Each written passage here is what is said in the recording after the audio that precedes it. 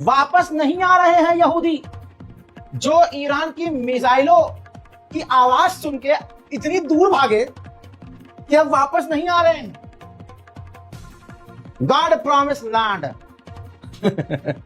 भैया ऐसे भागे ईरान के हमले की तपिश झेल ना पाए, और अब यहूदी वापस नहीं आ रहे। जो जहां चला गया नहीं आ रहा भाई, हम तो नहीं आ रहे जी।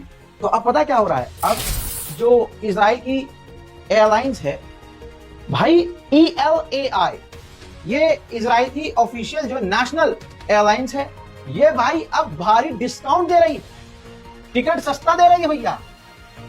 मतलब कह रही है भाई आप आ जाओ, यूरोप से आओ, जर्मनी से आओ, फ्रांस से आओ, ब्रिटेन से आओ, मिडिल ईस्ट से आओ, कहीं से भी आओ, लेकिन अगर आप हमारी फ्लाइट से आते हैं तो आपको समझ लीजिए आधा डिस्काउंट, आधे से भी ज्यादा डिस्काउंट, लगभग हाफ, सीधा हाफ प्राइस कर रखा है। मतलब अगर 50,000 की टिकट है तो 25,000 में आ जाओ इजराइल, लेकिन आ जाओ प्लीज। ये हाल हो गया है, ईरान ने ऐसा हाल कर दिया है। अजी उस जीत का क्या ही मजा होगा। और जीत किसे कहते हैं? इसे कहते हैं ना जब दुश्मन कहे कि भाई साहब हमारी ईंट से ईंट बजा दी लोंडो ने, भैया इनकी मिसाइलों ने तो हमें हिला कर रख दिया। डोनाल्ड ट्रंप पब्लिक के सामने, वाइस प्रेसिडेंट के सामने खुल्लम खुल्ला कह रहे हैं कि भैया ईरान के लोग काफी स्मार्ट हैं, उनकी मिसाइलों ने इजराइल को बुरी तरह से हिट किया और उन्होंने कई बिल्डिंग्स गिराई हैं। सुनिए ध्यान से और अणुओं को जरूर शेयर कीजिएगा। You know, they've got a country, and they've got oil, and they're very smart people, and they can come back. Israel got hit very hard, especially the last couple of days. Israel was hit really hard. Those ballistic missiles, boy, they took out a lot of buildings, and they've been great. Bibi Netanyahu should be very proud of himself, and they've really been great. But they're not going to be building bombs for a long time. उधर Iran भी बहुत खतरनाक सूखा खेल रहा है, समझ नहीं लगा रहा, पट और देर पट। 700 से ज्यादा ईरान ने लोगों को गिरफ्तार किया है जिनका कहीं ना कहीं कनेक्शन मूसाद से है। जब अमेरिका और इजराइल ईरान की न्यूक्लियर साइट को उड़ाने की कोशिश कर रहे थे, प्लानिंग कर रहे थे, तो ये सफेद शैतान इमैनुअल मैक्रोन कह रहा था बहुत बढ़िया प्लान कर रहे हो, कर देना चाहिए, मार देना चाहिए, उसके न्यूक्लियर प्लान को खराब कर देना चाहिए, पूरी तरह सपोर्ट कर रहा था। लेकिन जब उसने देखा कि अमेरिका की पूरी ताकत मिलकर ईरान की न्यूक्लियर फैसिलिटी फॉर्दो को तबाह नहीं कर सकी, तो इमैनुअल मैक्रोन ने टोन चेंज कर दी, तो कहा कि अमेरिका ने यानी ट्रंप ने जो हमला ईरान पर किया वो गैरकानूनी था, इल्लीगल था। बताइए, इल्लीगल बता दिया और कहा कि बात तो सही है, ट्रंप का अटैक करना गलत तो था, इंटरनेशनल लॉ के खिलाफ, यूएन के लॉ के खिलाफ था, लेकिन ईरान की न्यूक्लियर फैसिलिटी तबाह होनी ही चाहिए। अब फाइनेंशियल टाइम्स की रिपोर्ट देखिए, जो बोल रहा हूं सबूत से बोल रहा हूं। अब यूरोप के टॉप लीडरों का मानना यह है कि हमला होने से पहले ईरान ने अपना यूरेनियम वहां से निकाल लिया था। ईरान ने दर्जनों, सैकड़ों अफगानी गद्दारों को पकड़ा जो इजराइल के लिए काम कर रहे थे, जिनको 20,000 तूमान का ऑफर किया गया था कि आपको अच्छा खासा पैसा दिया जाएगा। सुनिए उनका वीडियो भी ईरान ने जारी किया है। از افغانستان بلند بدخشان اهل افغانستان یک سال و 2 ماه 8 سال از کجا؟ خاکگشت پس ایرانی هستی؟ بله کی گرفتن؟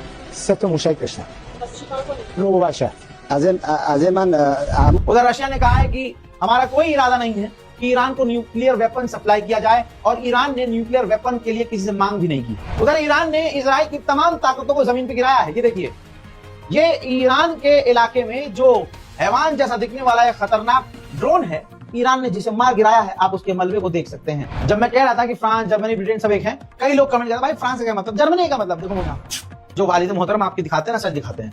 फ्रांस ने ऑफिशियली कहा है कि इजराइल के ऊपर कई ड्रोन जो जा रहे थे उन्हें हमने रोका है। सोचिए, ईरान एक अकेला जैसे तैसे मिसाइल दाग रहा था, तो उसे रोकने के लिए जर्मनी, फ्रांस, ब्रिटेन, ये तमाम बीच में कूदकर उन मिसाइलों को मारकर गिरा रहे थे। इसके बावजूद भी सोचिए, तेल अवीव का तेल ईरान ने निकाल दिया। ईरान के राष्ट्रपति पेजेश्कियान ने कहा कि हम तो कह रहे हैं मिडिल ईस्ट में किसी के पास परमाणु नहीं होना चाहिए, हमारे पास भी नहीं होना चाहिए, लेकिन हमारे दुश्मन इजराइल के पास भी परमाणु नहीं होना चाहिए, लिहाजा वो भी अपने न्यूक्लियर को नष्ट करे। आजाद जो ईरान के विदेश मंत्री हैं, उन्होंने हवाई चप्पल से पेल दिया भाई नेतन्याहू को।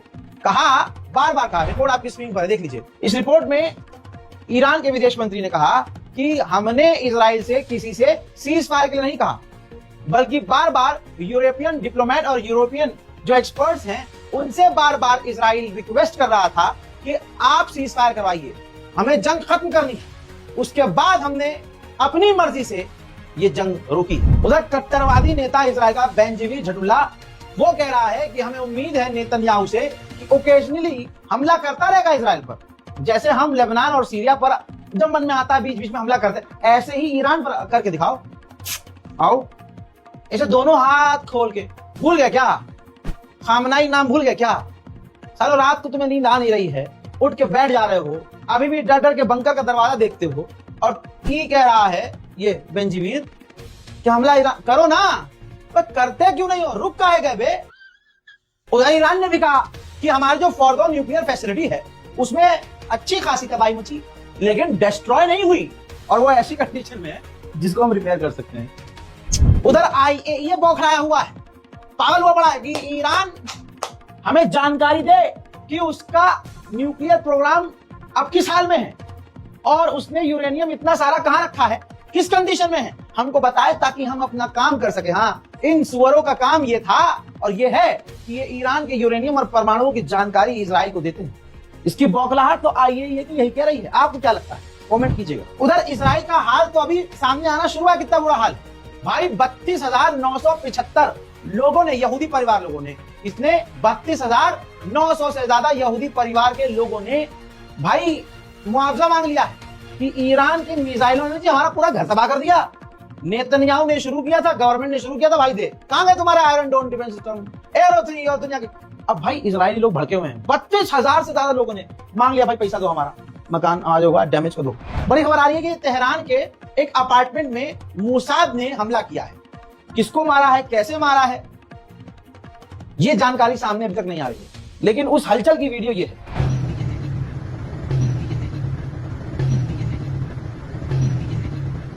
उधर रिपोर्ट यह है कि हाई प्रोफाइल, हाई लेवल का मिलिट्री बेस जो इजराइल था, ईरान की मिसाइलों से भारी तबाही मची है।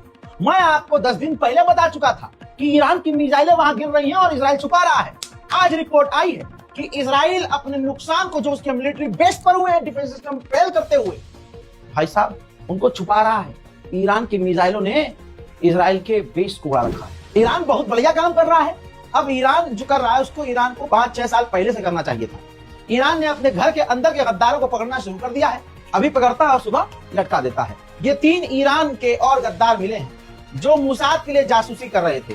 जब तक आप ये खबर देख रहे हैं तब तक इनको फांसी पर लटका दिया गया। तहलका तब मचा जब ये तस्वीर सामने आई। ईरान के डिफेंस मिनिस्टर अचानक से चाइना पहुंच गए। अजी भैया, चाइना में उनका एकदम जोर शोर से स्वागत किया गया।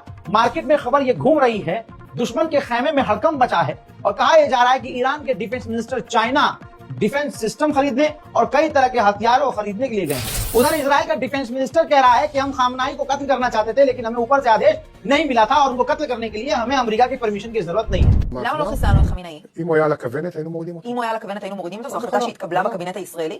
לא הייתה מדיניות. ראש ולא הממשלה, הייתה אני, הזדמנות כן, מבצעית על דעת פשוט? כולם. פשוט לא הייתה הזדמנות מבצעית? לא, לא הייתה. הוא עדיין בן מוות? עוד פעם, יש הבדל לפני הפסקת אש, אחרי הפסקת אש. בתוך המבצע היינו מורידים אותו. האיש הזה עשרות שנים. חיפשנו להוריד אותו, או שאם הוא היה חיפשנו נקרא... מאוד. उधर कतर के डिप्लोमेट ने ऑन एयर कहा है कि ईरान ने जो हमारे साथ किया, हमारी जमीन पर हमला किया, अब हमारे पास दोनों ऑप्शन मौजूद हैं टेबल पे। या तो हम डिप्लोमेटिक तरीके से ईरान से बातचीत करें, लेकिन इसके अलावा दूसरा रास्ता भी है कि हम किसी और तरीके से टेढ़ी उंगली करके ईरान से बदला लें। हजरात जरा ध्यान से इस बुजुर्ग व्यक्ति को देख लीजिए। ये ईरान के न्यूक्लियर वैज्ञानिक हैं, ये उनका पूरा खानदान है, पूरा घर है, बहू बेटे बच्चे, ठीक है, सब हैं, पोते पोतियां। अब इनको तो शहीद किया ही गया, मारा ही गया।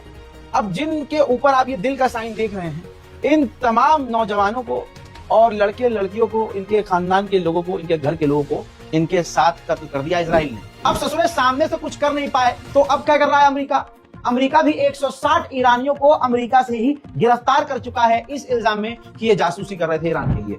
उधर अमेरिकी और इजरायली सैनिकों को धमकाते हुए IRGC के कमांडर ने धमकी भरा वीडियो जारी किया और कहा कि हमारी फौज की जो उंगलियां हैं वो ट्रिगर पर हैं, अगर अमेरिका इजराइल ने कोई भी हरकत दोबारा की जवाब मिलेगा। ما به این دشمن وحشی هیچ موقع اعتماد نداریم و نداشتیم. همه رزمندگان ما دستشون روی ماشه است. اگر خطایی از طرف دشمن صورت بگیره حتما مثل 12 روز گذشته مقابله مثل جانانه انجام خواهیم داد. در دفاع از این کشور ما لحظه‌ای به خودمون تردید راه نمیدیم. अगर आप पिछले 2-3 दिन से देख रहे होंगे तो ट्रंप बार बार अपने ऑफिशियल से स्टेटमेंट दिलवा रहा है कि साबित करो कि हमने ईरान की न्यूक्लियर साइट को तबाह कर दिया। सबूत नहीं है लेकिन ऑफिशियली वो बुलवा रहा है सबसे, बोलो तुम भी बोलो। हालांकि ईरान पर इंटेलिजेंस की रिपोर्ट अमेरिका की आई, CNN ने कहा, वो सब देख चुके हैं आप। दुनिया इस बात को जानती है कि अमेरिका इजराइल हार गए और उसका यूरेनियम बचा हुआ है। तो अब आखिरी पत्ता ट्रंप ने फेंका। CIA आपकी स्क्रीन पर, अब CIA से स्टेटमेंट दिलवाया जिसमें CIA ने कहा कि ईरान की फोर्दो की न्यूक्लियर साइट पूरी तरह से तबाह हो चुकी है, ईरान के पास यूरेनियम नहीं है और अमेरिका का यह हमला काफी सटीक और सही है। मतलब एक डिपार्टमेंट दूसरे डिपार्टमेंट की तारीफ करे, फिर वो तीसरे की तारीफ करे, बस एक दूसरे की घिसते रहो और कहो शाबाश, एक दूसरे को ऐसे चुतरा पे हाथ ला के तारीफ करवाते रहो। अब आपको याद होगा बिल्कुल गोदी मीडिया वाला और भारतीय जनता पार्टी वाला सिस्टम अमेरिका में इस वक्त डोनाल्ड ट्रंप कर रहा है। CNN में जो रिपोर्ट आई शुरू में, जिसमें यह बताया गया, सबूत के साथ बोला गया कि ईरान की न्यूक्लियर साइट फोर्दो जो है तबाह नहीं हुई है। उस खबर की जो राइटर थी ये लड़की थी नताशा जिनका नाम है। अब इनकी फोटो शेयर करके सोचिए, देखिए कितना नीच आदमी है, कितना नीचा और कितना गिरा हुआ आदमी है। नताशा नाम की लड़की, इसको CNN को निकाल देना चाहिए, झूठी खबर चला रही थी, इसने झूठ फैलाया और उसको तुरंत इसको हटाना चाहिए। ये कुत्ते की तरह झूठ बोल रही थी और झूठी कहानियां बना रही थी। अब दोस्तों आपको बता दूं कि ट्रंप के कहने के बावजूद CNN ने कह दिया भाई साहब अपनी इस पत्रकार को हम नहीं निकालेंगे। मतलब ट्रंप ये चाह रहा है कि उसके झूठ को दुनिया सच माने। अजी खींच खींच के थप्पड़ मार रहा है ईरान, बार बार दिल जीत रहा है ईरान। रिपोर्ट देखिए, वीडियो के अंदर मैं आपको सुनाऊंगा, वीडियो देखिए और आप मेरी बात समझिए। ट्रंप ने कहा कि अगले हफ्ते ईरान से हम डील पर बात करेंगे और आगे कई मुद्दों पर बात करेंगे। अब ये जो ईरान के विदेश मंत्री हैं ये हंस के कह रहे हैं कि हमारा कोई भी प्लान नहीं है अमेरिका से बात करने का। अब सुनिए, خیلی جدی نگیرید بعضی چیزها رو. نه هیچ توافقی الان برای شروع مجدد مذاکره صورت نگرفت. من به صراحت عرض می‌کنم نه قراری گذاشته شده، نه قولی گذاشته شده، نه اصلا صحبتی ما کردیم برای شروع مجدد مذاکره. ولی اینکه بین خودمون داریم بررسی می‌کنیم که مصلحت مردم ایران چه هست، اون یه بحث دیگری است. تا الان هیچ قراری هیچ ठीक इसी तरह से इजराइल अपने फजाइल बयान कर रहा है। अमेरिका के इस कमांडर का कहना यह है कि हमारे फौजी जमीन पर थे और वो ईरान के अंदर घुस गए थे और अंदर जाकर उन्होंने ईरान का बहुत नुकसान किया। भाई हमें पहले से पता है, मोसाद पहले से वहां मौजूद है और वो अभी से नहीं, बहुत पहले से ईरान में हमले वो करता रहता है। ईरान में, पाकिस्तान में, इन तमाम जगहों में कोई और आतंकवादी बाद में, लेकिन मोसाद आतंकवादी हमले पहले करता है। आप समझ रहे हैं, पाकिस्तान को भी इसकी जांच करनी चाहिए, भारत को भी इसकी जांच करनी चाहिए। पूरी दुनिया में अनस्टेबिलिटी अमेरिका और इजरायली फैलाते हैं ताकि इनके हथियार बिके। खेल नहीं समझते आप, खेल समझते। जंग के दौरान आपको याद होगा कि मैंने बताया था कि अशदोद में जब ईरान की मिसाइल गिरी लगभग 10 से 12,000 यहूदियों के घर की लाइट चली गई। ये देखिए जरा, अब आया है सच सामने। ये अशदोद का इलाका है जहां ईरान की मिसाइल गिरी, जमीन के नीचे जो तारों का जाल था वो डैमेज हुआ और कई इलाकों में लाइट गायब हो गई थी, जिसे अब रिपेयर करते हुए देखा जा सकता है। अब पूरी दुनिया में अमेरिका पूरी तरह से नंगा हो गया और ये फर्जी सबूत रख रहे हैं कि हमने तबाह कर दिया, बर्बाद कर दिया। और उधर से इनकी इंटेलिजेंस, इनके डेमोक्रेट्स, इनके नेता बता रहे हैं आके सामने से भाई कुछ नहीं हुआ ईरान को। यह सिर्फ नोबेल प्राइज ट्रंप को चाहिए था, इस मामले को हाईलाइट करना था। बुड्ढे की जिंदगी में कुछ तो है नहीं, जवानी में इतना कुछ कर लिया जिंदगी में उसने कि अब दिमाग के अलावा कुछ काम ही नहीं कर रहा है, और दिमाग काम भी कर रहा है तो उल्टा काम कर रहा है। अब आपकी स्क्रीन पर ये देखिए रिपोर्ट। भाई डोनाल्ड ट्रंप ने ट्वीट करके धमकी दी है कि जो डेमोक्रेट्स हमारी जानकारियां लीक कर रहे हैं, जानकारियां जैसे दुनिया को बता रहे हैं कि भाई इजराइल और अमेरिका ने जो मिलकर हमला किया दोस्तों, उससे ईरान का कुछ नहीं बिगड़ा। कुछ ही महीनों में ईरान फिर से ट्रैक पर आ जाएगा और परमाणु बनाएगा। अब ये ट्रंप उनसे चिढ़ गया कि हमारे नेता जो डेमोक्रेट्स हमारी जानकारी लीक कर रहे हैं उनको भी सजा मिलनी चाहिए।